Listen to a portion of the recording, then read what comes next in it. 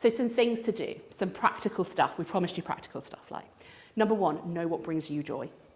Find the way that you get it and then talk to other people about it. Tell them what works for you.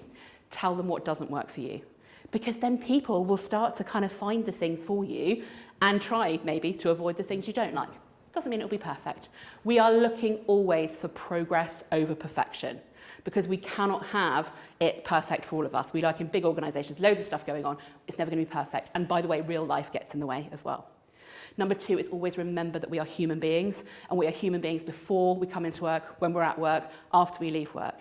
And anything we can do to get to know our people really, really well, to understand what lights them up like you understand what lights you up, might be different to you, to find those ways will make a difference for you. And it doesn't take long. Maybe you have a one-to-one meeting with somebody, and at the beginning, you just ask them what's been great this week.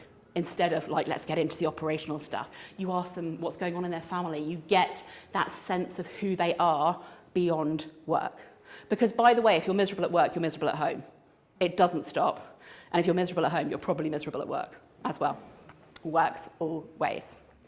And I think the other things that we can always do is to think about when times are hard. This isn't about doing the whole, let's fluff it all up, let's think everything's okay. It's to say to people, this is really hard. I know you've got tough stuff going on. We've got organisational change going on. There's a tough, marketplace out there. The economy is wild. Things that are going on in the world is a bit scary for everybody.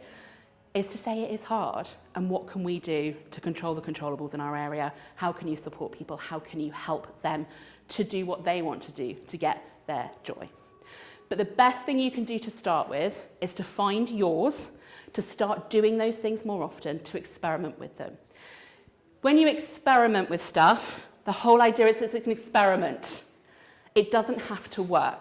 What you might do is to find that this way didn't quite work, so let's do option B or option C or option D. Let's try them all. There'll probably be some good bits of option A that you might be able to take to option B. But that experimental mindset, that idea that we're just aiming for little bits of progress every day, over a year can make a massive difference.